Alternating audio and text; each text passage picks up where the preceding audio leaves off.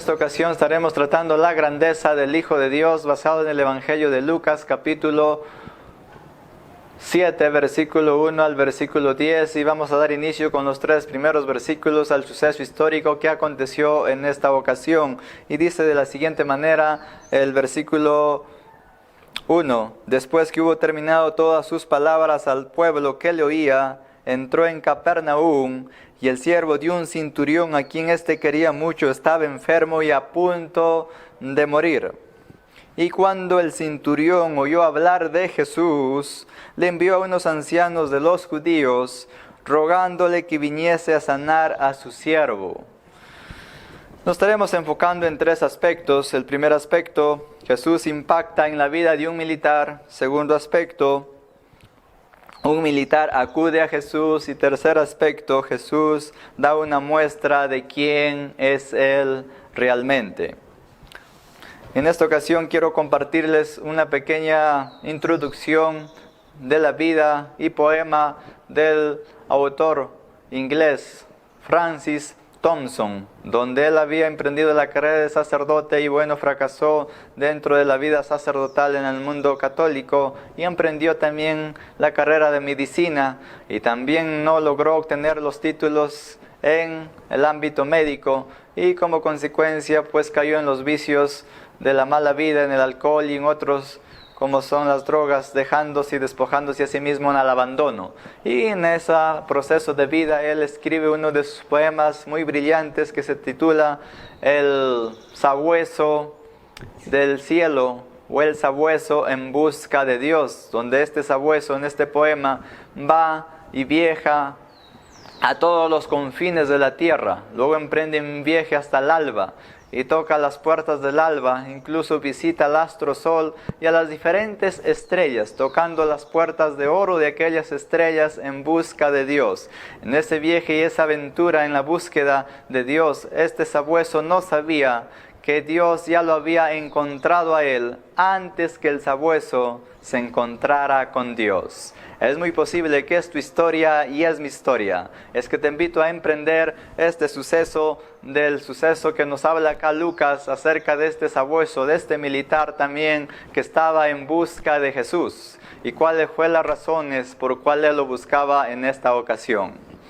Bien, tenemos en el versículo 1, dice: después que hubo terminado todas sus palabras al pueblo que le oía, entró en Capernaum, y el siervo de un centurión, a quien éste quería mucho, estaba enfermo y a punto de morir. Y cuando el centurión oyó hablar de Jesús, le envió unos ancianos de los judíos rogándole que viniese a sanar a su siervo, que nos relata ahí el suceso histórico acerca de cómo Jesús impacta en la vida de este militar. Pues vemos que como segunda persona el centurión o el militar romano había oído acerca de Jesús. No había oído como primera persona o persona presencial, sino por otras personas. Había llegado la información hacia su persona acerca de un personaje llamado Jesús, que tenía un impacto internacional en aquel tiempo, ya que estaba dirigido a las diferentes culturas que habían venido a ver las grandezas y obras maravillosas que él venía realizando en aquel momento. ¿Qué es lo que había oído este militar? ¿Qué es exactamente lo que había impactado en la vida de este militar? Es que Jesús en aquel tiempo ya era muy conocido. Había hecho muchos milagros, muchas sanidades dentro de Galilea. Y tenemos ahí al hombre que estaba paralítico y que le fue devuelto el caminar, que nuevamente regresó a su estado físico normal, o otros que fueron devueltos la vista, ciegos que más claro les fue devuelto la vista, endemoniados que fueron libres.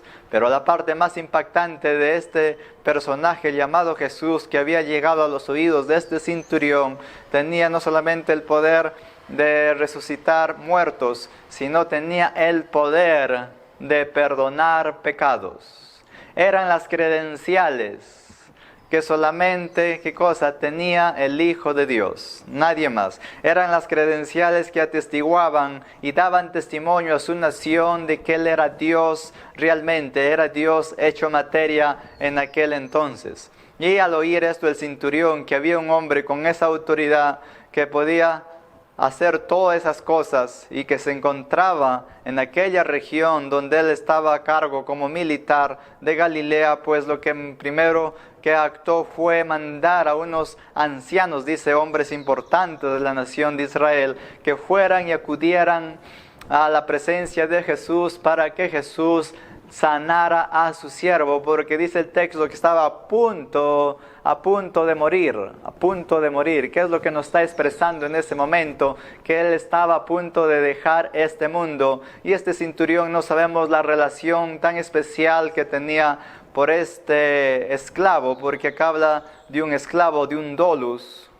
Y cuando hablamos de un dolos, era aquel esclavo, el esclavo más bajo en la categoría de esclavos, como esos esclavos que mandaban a la mina para que, bueno, si mueren, mueren, o si viven, viven, donde eran sentenciados a morir. Y vemos aquí que también el escritor Lucas, un médico muy especialista en gramática, lo expresa como doulos, como un esclavo de la más baja categoría, a quien este centurión había impregnado en su corazón y quería la sanidad de este esclavo. Bien, ¿qué es lo que vemos en el suceso aquí en la Escritura? En primera instancia, lo que estamos observando es que los ancianos de los judíos van a acudir a Jesús. Y bueno, el militar había sido impactado por la presencia de Jesús en aquella región, y muchos de las otras personas, no solamente judíos, sino también los griegos y de las otras regiones, el impacto que había producido Jesús en ellos era realmente, pues, asombrosa. Era un asombro por todas aquellas regiones y todos querían ver quién era aquel hombre llamado Jesús. Bien, en esta ocasión vamos con el versículo 4. Y ellos vinieron a Jesús y le rogaron con solicitud, diciéndole, es digno que le concedas esto. Cuando acá dice que le rogaron con solicitud, quiere decir que le suplicaron. Le suplicaron una y otra vez. Habla de una súplica constante, que le pidieron, por favor, sana al siervo de este militar. Y nos dice por qué. Porque él es digno de que le concedas esto. Versículo 5, porque ama a nuestra nación y nos edificó una sinagoga. Es lo que nos habla hasta el versículo 4, que este militar había edificado una sinagoga, un pequeño templo donde podían reunirse 12 personas a más a rendir adoración y oír la palabra de Dios. Y bueno, es por lo que los principales militares judíos de aquel entonces querían que les acudiera lo más pronto posible y le ayudaran a este militar. Pero aquí tenemos un dilema muy interesante donde le dicen, es digno de que le concedas esto. Nadie somos dignos delante del Señor, como lo dijo el gran teólogo Hendrickis uno de los escritores que fundamentó muchos los principios del cristianismo y la fe teológica, en lo cual él habla que el enfoque y la mente de estos ancianos judíos o de los principales judíos autoridades estaba, ¿qué cosa? Basada en los méritos y en las obras de lo que este militar había hecho. Pero como Hendricks se enfoca, no somos, ¿qué cosa?, salvos por los méritos o las obras que hacemos. Somos llamados para hacer buenas obras, pero no somos salvos por obras. Justamente la mente de estos judíos estaba ciega. Tenían a la eminencia más importante, al Hijo de Dios ahí. Y le dicen, Él es digno, porque el único digno de toda dignidad y adoración y reconocimiento es el Hijo de Dios. Bien, no vamos a enfocarnos a entrar más en ese aspecto. Continuaremos con nuestro suceso histórico de lo que pasó dentro de esta historia. Con el punto número 2. Seguimos con el punto número 2. Y fue, dice, Jesús con ellos, pero cuando ya no estaba lejos de la casa del centurión, envió a él unos amigos diciéndole, Señor, no te molestes, pues no soy digno de que entres bajo mi techo. no soy digno que entres bajo mi techo. Es ahí donde vemos que el militar pues acude a Jesús nuevamente con esta instancia, ya que había mandado unos amigos a tener ese encuentro con Jesús mientras Jesús venía. Jesús venía despacio porque estaba poniendo a prueba la fe de este militar, si realmente había creído que él era el Hijo de Dios y que él había creído de lo que había oído por medio de otras personas, con él como segunda persona, ¿no? Porque no fue un testigo presencial, si realmente tenía convicción de que él podía mostrar su grandeza ante su criado o su esclavo que estaba a punto de morir. Y vemos en el suceso que le dice, pues envió unos amigos diciendo: Señor, no te molestes, pues no soy digno de que entres bajo mi techo. Miren pues la parte impresionante de este hombre al decirle no soy digno. Cambia la perspectiva con la mente de estos ancianos judíos, donde él reconoce su pequeñez y reconoce la grandeza y poder del Hijo de Dios. Al decir no soy digno que entres debajo mi techo. Y justamente, y luego expresa en el versículo 7, porque ni aún me tuve por digno de venir a ti. Impresionante, ni me tuve por digno de venir a ti. ¿Qué nos está dando a enfocar esto? Justamente que ya les dije, no hay nadie es digno. El único con dignidad y de todo reconocimiento y todos los títulos honoríficos que tiene es el Hijo de Dios. Todos nosotros somos, ¿qué cosa? Hombres putrefactos, pecadores, ante un Dios misericordioso, bueno y santo, que ha tenido compasión de nosotros pecadores, que Él entregó su vida en aquella cruz por amor a cada uno de nosotros. Bien, como punto número 3 que nos toca enfocarnos en el versículo 7 hacia adelante, Jesús da una muestra de quién es Él realmente. Jesús da una muestra de quién es Él realmente. En el versículo 7 dice: porque por lo que ni aún me tuve por digno de venir a ti, pero di la palabra y mi siervo será sano.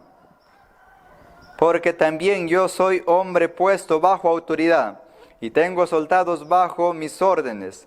Y digo a este, ven, y va. Y al otro, ven, y viene. Y a mi siervo, haz esto, y lo hace. Al oír esto, Jesús se maravilló de él, y volviéndose dijo a la gente que le seguía: os digo que ni aún en Israel he hallado tanta fe. Y al regresar a casa, los que habían sido enviados hallaron sano al siervo que había estado enfermo. Vamos a ir partiendo acá los versículos acerca de lo que pasó aquí realmente. ¿Qué es lo que estaba pasando? Bien, tenemos que él reconoce que no era digno que entre bajo su techo, porque dice, no me tuve ni aún por digno de acudir ante ti. Pero luego vemos el suceso, di la palabra, en el versículo 7 también, di la palabra y mi siervo será sano. Eso es algo impresionante que venía de la voz de un militar romano que no era de la religión judía, era un hombre gentil, aferrado y confiado. Más claro, la palabra habría producido convicción en la vida de él del todo lo que había oído. Justamente la fe viene por oír la palabra de Jesús. Y él había oído acerca de Jesús y no solamente había oído, sino que ahora creía que tenía el poder de hacerlo. Y solamente de declarar la palabra, decir hazlo y las cosas serían hechas. Él hace una ilustración acerca de cómo él como militar da una orden y sus súbditos lo obedecen y las cosas se hacen. Y tú también solamente tienes que decir la palabra y las cosas se darán o sucederán. Es lo que le está expresando el militar a Jesús. Bien, el suceso aquí que vemos es que cómo es que él dice que Jesús se maravilló de la fe de este hombre. Pero la parte impresionante, aparte de lo que se maravilló Jesús de este hombre, cómo es que Jesús lo sanó a la distancia. ¿Cómo es que Jesús lo sanó a la distancia, ya que no llegó a entrar en el techo de este militar? o no posó en la casa de este militar y no tuvo ese contacto directo con el esclavo que estaba enfermo a punto de morir. ¿Qué nos está enfocando exactamente en este momento? Nos está enfocando lo siguiente. Bueno, para entrar aquí quiero compartir una de las ilustraciones impresionantes que nos va a ayudar, uno basado en la escritura y otro basado en un hecho de uno de los personajes que fue Hudson Taylor, este famoso Taylor, el misionero de la de la China, en uno de sus viajes, cuando él estaba viajando a la China para hacer sus misiones, cuando ya se acercaba a la península de Mali, pasó lo siguiente, que se les fue el viento, no había viento para que el barco siguiera avanzando, y la isla más cercana que tenían era la isla de Sumatra. ¿Y qué es lo que pasaba con la isla de Sumatra? Que era una isla de caníbales. Bien, ellos se dirigían pues a la península de Mali, pero no podían llegar porque el viento había cesado. Y el barco en el que viajaban era en ese tiempo con velas. Y necesitaban pues oxígeno, el aire fuerte para que avanzara. Y el capitán le explica la situación y se encuentran en una situación de peligro. Caníbales quiere decir gente que come gente. Entonces se acercaban a un lugar donde posiblemente iban a ser asesinados y comidos por aquellos caníbales, por aquella gente que vivía en aquella isla de Sumatra. Pero ¿qué es lo que pasa en esta situación? El capitán le pide a Taylor que orara un momento, a Hudson Taylor, que ore un momento. ¿Y qué es lo que pasa? Taylor le dice al capitán del barco, ve y desata las velas para yo empezar a orar. Pero el capitán le dice, tú estás loco, ¿cómo yo voy a hacer eso? Van a decir que yo estoy fuera de sí, que voy a abrir las velas cuando no hay viento. Los marineros se van a reír de mí, de todo lo que está pasando. Si no hay viento, no hay ni un poco de viento, ¿cómo voy a abrir esas velas? Entonces, ¿qué es lo que pasa? El misionero le insiste que abra las velas primero para que él empiece a orar. El capitán, en tanta insistencia del tiempo que habían tratado el asunto, va y abre las velas y Taylor empieza a orar y el viento comienza a soplar y luego de pronto viene de un proceso de minutos, un tiempo determinado, regresa el capitán a la presencia de Taylor, le encuentra orando y le dice, pues hay demasiado viento. Hay demasiado viento, más claro que ya cese el viento, que ya deje de orar. Justamente vemos un impresionante suceso del poder y la grandeza de Dios mostrada con Taylor, que estaban en ese proceso de viaje. Y vamos a ver una historia similar que pasó aquí también con este hombre que había tenido una certeza de tal convicción de que él podía sanar a su siervo a la distancia. ¿Y qué es lo que pasó? ¿Cómo Jesús lo sanó a la distancia? Primeramente, tenemos entendido que Cristo se había vaciado de todo su poder al venir a este mundo. Se había vaciado, se había despojado de sí mismo. Y es lo que nos dice el libro de Filipenses, Filipenses capítulo 2, versículo 7. Filipenses capítulo 2, versículo 7 nos expresa de la siguiente manera. Filipenses capítulo 2, versículo 7, versículo 6. El cual, siendo en forma de Dios, no estimó ser igual a Dios como cosa a que aferrarse, sino que se despojó a sí mismo, tomando la forma de siervo, igual que nosotros siervo, hecho semejante a los hombres.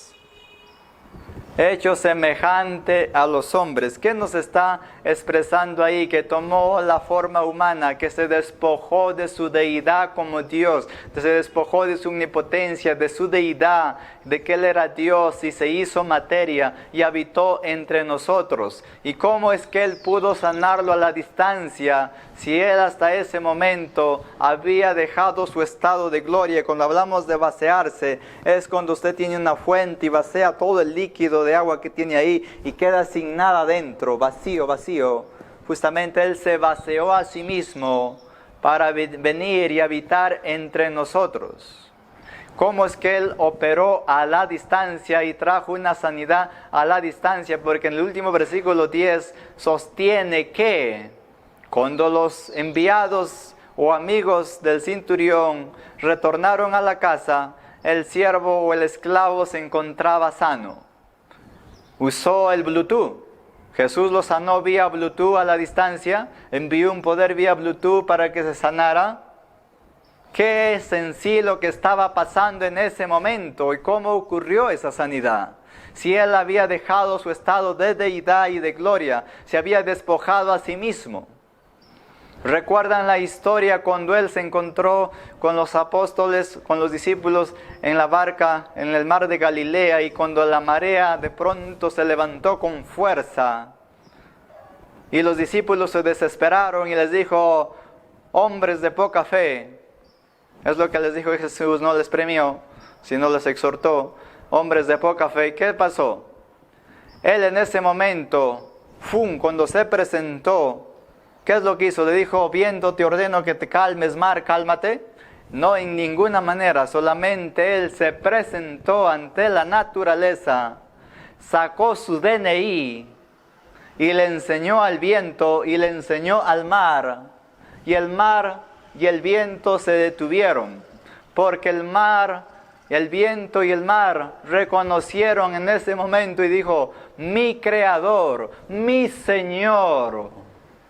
Y el viento se calmó y el mar cesó, porque se encontraban frente a quién, al autor de toda la materia, de toda la vida y de toda la creación, del mundo espiritual y del mundo físico también. La naturaleza se rindió ante la presencia de Jesús. Él no necesita mandar un poder vía Bluetooth. Él no necesita dar una orden para que las cosas sucedan. Él muestra, basta quién es Él, se muestra la naturaleza y la naturaleza se rinde porque Él es Dios.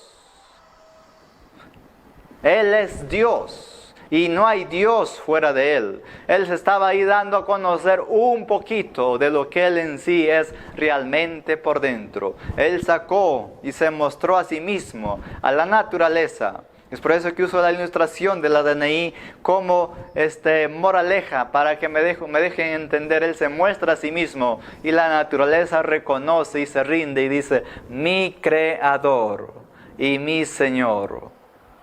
Él no necesita mandar poder. El hecho que se haya despojado de su deidad y de toda su gloria como Dios, eso no le quita su autoridad de que Él era Dios. Porque Él era Dios 100% y era 100% hombre también. Las dos naturalezas estaban en Él. El hecho que se haya despojado de su deidad no quiere decir que se haya hecho hombre, no le quitaba su autoridad y grandeza como el Hijo de Dios. Y la creación misma lo reconoció. Y es aquí lo vemos este suceso donde el centurión le dijo, di la palabra y mi siervo será sano. Mire, y Jesús ilustra y dice de la siguiente manera, Jesús se maravilló, dice el Evangelio de Lucas, yo os digo que ni aún en Israel he hallado tanta fe. Eso es lo que nos está enfocando el autor del Evangelio de Lucas aquí, acerca de quién era realmente Jesús. Un ser que tenía autoridad sobre el mundo espiritual y sobre el mundo físico, quien tiene autoridad también sobre nuestra vida para traer salud, bienestar a nuestras almas caídas por el pecado. Y he aquí, quiero pues presentarles a ese Jesús, que es el mismo Jesús que estuvo con este militar, es el Jesús que estuvo con Taylor, y es el Jesús del siglo XXI en que estamos viviendo. Es el mismo Dios hecho materia, que un día nuevamente retornará a reencontrarse con todos aquellos que han creído en la grandeza de su nombre. Te damos gracias, Señor, por este tiempo y por todos los que han oído tu palabra en este momento. Que tu palabra traiga vida en estos tiempos de peligro y de pandemia que estamos viviendo en el mundo. Que tu palabra traiga transformación y paz y gozo a todos los corazones y a toda la audiencia que nos están